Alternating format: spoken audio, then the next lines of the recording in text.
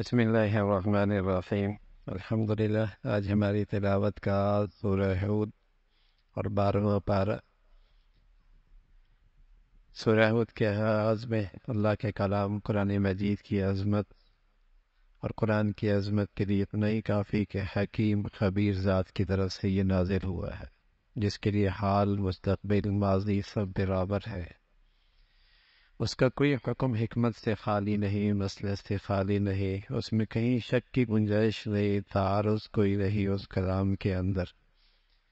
اللہ کی توحید کا تذکرہ ہے، اللہ نے زندگی دی ہے، پھر زندگی کے بعد موت ہے، اللہ کے پاس حاضری ہے۔ معاش کا مسئلہ اللہ نے حل کر رکھا ہے، ساری مخلوق کی معاش کی ذمہ داری اللہ کے ذمہ ہے۔ وہ تو انسان کی اپنی کرتوت ہے کہ کوئی نظام غلط بنا دیا اور اللہ کی ہدایت کی روشنی کے بغیر ضابطۂ زندگی بنا لیے، قوانین معاشی بنا لیے کہ آج انسان معاشی طور پہ پریشان ہے، ورنہ اللہ کی طرف سے تو سارا نظام جب انسان کو دنیا میں بھیجتا ہے تو روزی پہلے بھیجتا ہے، اور اس کا منظر ہر آدمی دیکھتا ہے۔ ماں کی چھاتی کے اندر دودھ کوئی نہیں ہوتا، بچہ آتا ہے چھاتی میں دودھ آ جاتا ہے، اور ماں کے پیٹ کے اندر اس اندھیرے کے اندر اس کی غذا کا انتظام کون کرتا ہے؟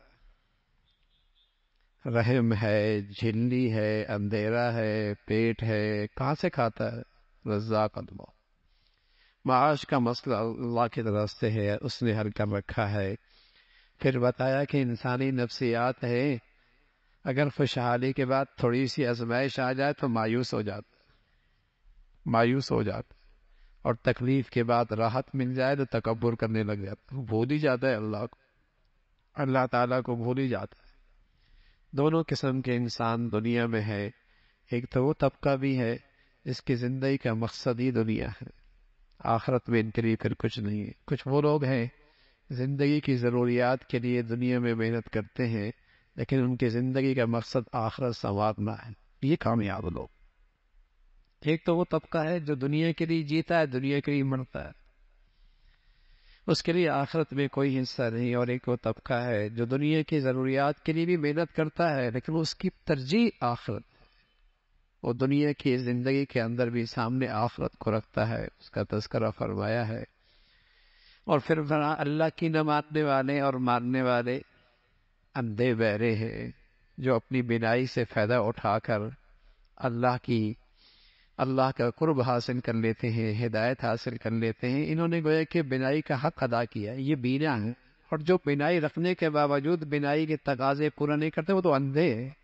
اندھے اور بینے برابر نہیں ہو سکتے۔ نوح علیہ السلام کا پھر تذکرہ ہے، اللہ کی وحدانیت کی دعوت دی ہے، قوم سے کہہ دیا میرے تم سے کوئی مفادات نہیں ہے، بے غرض تمہیں اللہ کی طرف بلاتا ہوں، اور نہ میں یہ کہتا ہوں کہ میں کوئی تمہاری مشکلات حل کرنے والا ہوں، مشکلات تو حل کرنے والا اللہ ہے، خزانے اس کے پاس ہیں، تم مانو گے تم نجات پالو گے۔ قوم نے مذاق اڑایا کہ تمہاری تو ہمارے اندر کوئی خاص حیثیت ہی نہیں ہے، ہم تو آپ کی پیروی کیوں کریں، تم عام سے آدمی ہو، ہم تمہارے پیچھے کیوں لگے۔ بہت سمجھایا، اللہ کی طرف سے حکم آیا کہ اب اس قوم کے لیے ہلاکت کا فیصلہ ہوا ہے، تم کشتی بنا لو۔ کشتی بنانے لگے، قوم گزرتی مذاق اڑاتی ہے، کہاں صحرا میں کشتی چلاؤ گے، صحرا میں کشتی چلاؤ گے، مذاق اڑانے لگے۔ اللہ کی طرف سے فیصلہ ہو گیا، آسمان سے پانی برسا ہے، زمین سے بھی پانی ابلنے لگا ہے، اور پانی ہی پانی ہے۔ صرف وہی لوگ بچے جو کشتی پہ سوار ایمان والے تھے، اور کچھ جانوروں کو جو سوار کیا تھا وہی بچے۔ حضرت نوح کا بیٹا بھی نہ بچ سکا، آپ کی نبوت نے آپ کے بیٹے کو بھی نہیں بچایا، اس لیے کہ ایمان جو نہیں تھا، ایمان نہیں رہا تو باپ کی نبوت نے بھی بیٹے کو نہیں بچایا۔ کام تبھی آتا ہے بزرگی، کسی بزرگ کے لیے کسی کی بزرگی تبھی کام آئے گی جب ایمان تو ہو، پھر اولاد کے لیے بھی کام آئے گی، دوسروں کے لیے بھی کام آئے گی۔ یہاں بیٹا ہے، وہ بھی غرق ہو گیا اور اسے سمجھایا لیکن وہ نہ مانا، وہ بھی غرق ہو گیا، تو نبی کی نبوت بھی بیٹے کے لیے کام نہ آئی، اس لیکن ایمان کوئی نہیں، اس کا تذکرہ فرمایا۔ پھر قوم عاد ہے، حضرت قوم عاد کی طرف حضرت ہود علیہ السلام تشریف لائے، اللہ کی وحدانیت کی دعوت دی، اور ساتھ اعلان کیا کہ مجھے تم سے اس پر کچھ نہیں چاہیے، تم اللہ سے معافی مانگو، اللہ سے معافی مانگو گے، اللہ تمہاری معاشی حالت اچھی کر دیں گے، رحمت کی بارشیں بھیجیں گے، تمہاری کھیتیاں سبز اور ان میں بہار آ جائے گی۔ اس کا تذکرہ فرمایا، قوم کہنے لگی ہمیں تمہاری بات سمجھ میں نہیں آ رہی، تم یہ کیسی باتیں کر رہے ہو، اور ایسا لگتا ہے ہمارے معبودوں کی بد دعا لگی ہے اس لیے آپ ایسی بہکی بہکی باتیں کر رہے ہیں۔ قوم کو بہت سمجھایا اور انہیں سمجھایا اور کہا کہ اگر تم اللہ کی طرف رجوع کر لو گے تمہاری قوت میں اور اضافہ ہو جائے گا، تمہاری طاقت میں اور اضافہ ہو جائے گا۔ لیکن وہ بھی قوم اللہ کی رحمت سے دور ہوئی، آسمان سے اللہ کی پکڑ آئی۔ قوم سمود کا تذکرہ ہے، حضرت صالح علیہ السلام آئے، حضرت صالح نے جب انہیں اللہ کی طرف بلایا تو قوم کہنے لگی صالح ہمیں تم سے بڑی امید تھی کہ تم قوم کا نام روشن کرو گے، تم تو اپنے آباء و اجداد کے رسم و رواج سے بالکل ہٹ کر زندگی پیش کر رہے ہو۔ حضرت صالح علیہ السلام نے فرمایا اللہ کا حکم ہے، اللہ کا پیغام سنا رہا ہوں۔ قوم کہنے لگی نہیں مانے گے، کوئی ایسی چیز دکھاؤ کہ ہمیں یقین آ جائے۔ اس یہ پہاڑ کے اندر سے اونٹنی نکالو، اور اونٹنی بھی ایسی جو فوراً بچہ جنے۔ حضرت صالح علیہ السلام نے اللہ سے دعا کی، اونٹنی بھی آ گئی، اس نے بچہ بھی جن دیا۔ اللہ کی طرف سے یہ معجزہ تھا، حکم دیا دیکھو ابھی یہ معجزہ ہے، اسے قتل نہ کرنا، نقصان نہ پہنچانا، لیکن قوم نے اسے قتل کر دیا۔ اللہ کا عذاب آیا، حضرت جبرائیل نے چیخ ماری، ان کے کلیجے پھٹ گئے، نیست و نابود ہو گئی۔ حضرت ابراہیم علیہ السلام کے پاس قاصد آئے، فرشتے انسانی شکل میں آئے، قاصد انسانی شکل میں آئے۔ آپ نے جلدی جلدی ان کے لیے مہمانی کا انتظام فرمایا، بچھڑا بھونا ہوا ان کے سامنے رکھا۔ فرشتے کہاں کھاتے ہیں، لیکن انسانی شکل میں تھے، نبی بھی نہیں پہچانے، اس لیے کہ غیب کا علم تو اللہ کے پاس، غیب کا علم اللہ کے پاس ہے۔ جب انہوں نے ہاتھ آگے نہ بڑھایا تو آپ ڈر گئے، شاید کوئی نقصان پہنچانے کے لیے آئے ہو، اس لیے کہ ان کے اس زمانے میں بھی یہ رواج تھا کہ جو جس کا نمک کھا لے گا تو وہ گھر والا اس سے امن میں آ جائے، نمک جو کھا لیا امن میں آ جائے گا۔ اور یہاں تو جو جتنا زیادہ نمک کھاتا ہے اتنا نمک خراب کرتا ہے۔ تو وہاں یہ تھا کہ نمک کھا لیا تو نقصان نہیں پہنچائے گا، وہ کھانا نہیں کھا رہا ہے، گھبرا گئے، شاید نقصان پہنچانے کے لیے آئے۔ انہوں نے کہا نا ہم اللہ کے قاصد ہیں، ہم فرشتے ہیں، ہم نہیں کھاتے، ہم تو آپ کو بیٹے کی خوشخبری دینے کے لیے آئے ہیں، اسحاق کی، اور اسحاق کے بعد پھر آپ کا پوتا ہوگا یعقوب۔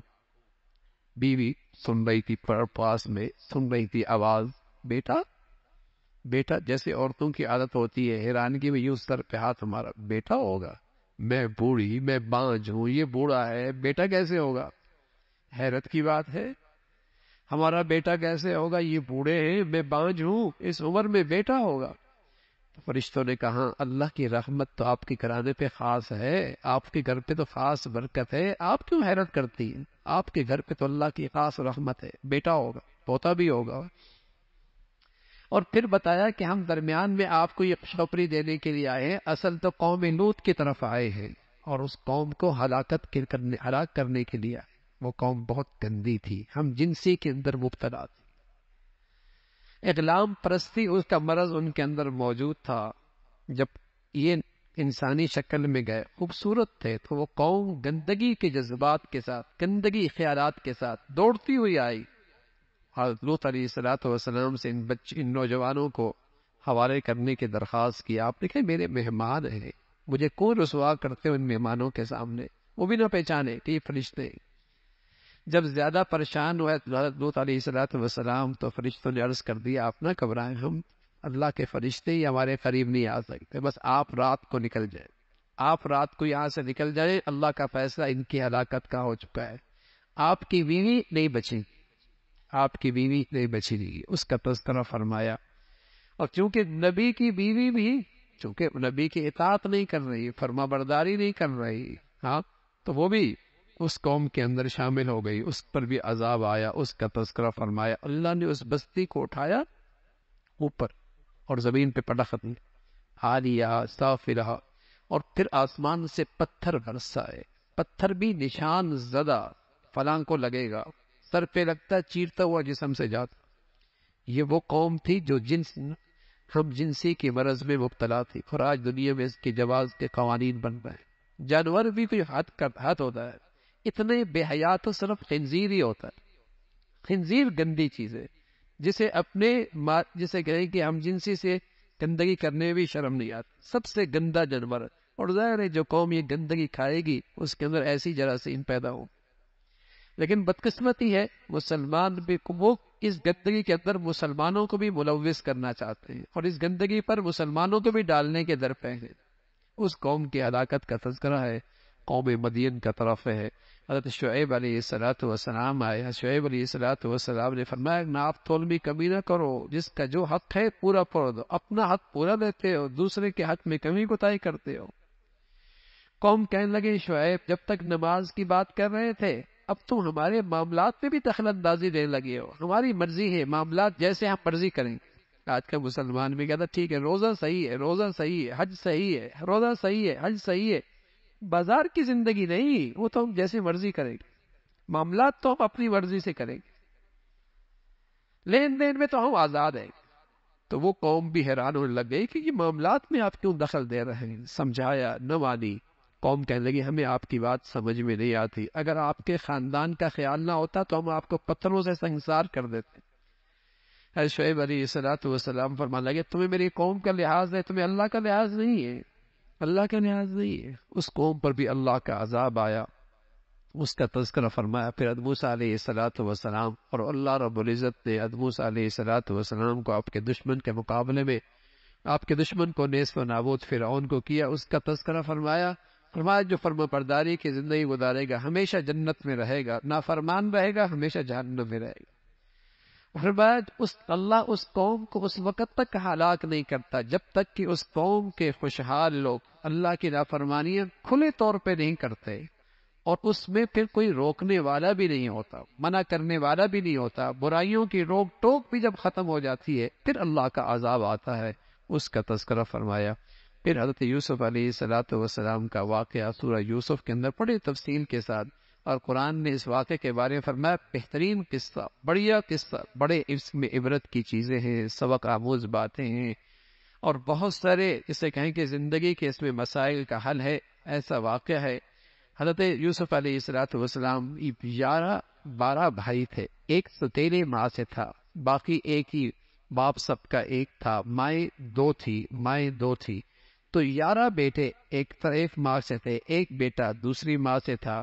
حضرت یوسف علیہ السلام نے خواب دیکھی، خواب میں کیا دیکھتے ہیں کہ 11 ستارے، ایک سورج اور ایک چاند اسے سجدہ کر رہے ہیں۔ تعبیر واضح تھی، 11 سے مراد 11 بھائی ہیں، ستاروں سے مراد اور سورج اور چاند سے مراد ماں باپ ہے۔ یہ خواب دیکھی، اپنے ابا کو بتایا، یعقوب علیہ السلام کو خواب سمجھ گئے، اللہ میرے بیٹے کو بھی بڑی شان دینے والے ہیں، بڑا مرتبہ دینے والے ہیں۔ کہنے لگے بیٹے بھائیوں کو نہ بتانا، لیکن بھائی حسد کرنے لگے، اللہ اکبر۔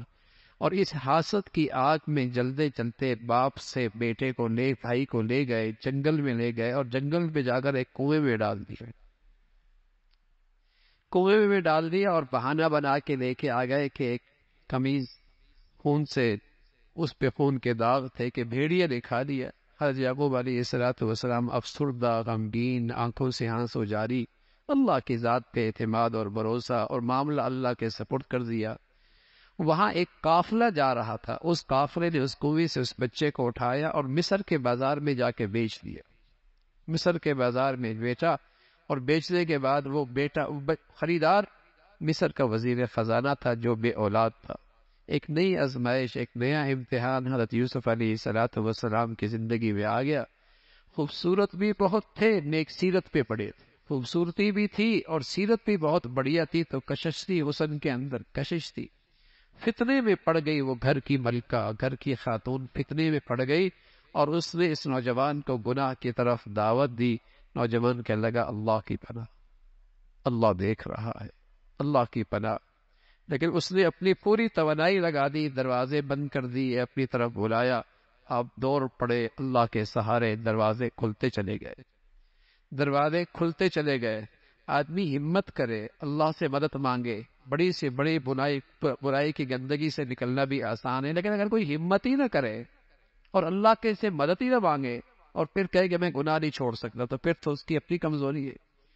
ہمت کر لے اور اللہ سے مانگے تو اس کی برکت سے اللہ رب العزت گناہوں کی گندگیوں سے بچا لے گا۔ دیکھتے نہیں دودھ کتنی گندے ماحول سے نکلتا ہے، کون پلاتا ہے، کتنے گندے ماحول سے. خون موجود ہے نا بھائی، وہاں گوبر بھی موجود ہے، لیکن جب تنوں سے دودھ نکلتا ہے تو صاف شفاف، نہ رنگت میں فرق آتا ہے، نہ ذائقے میں فرق آتا ہے.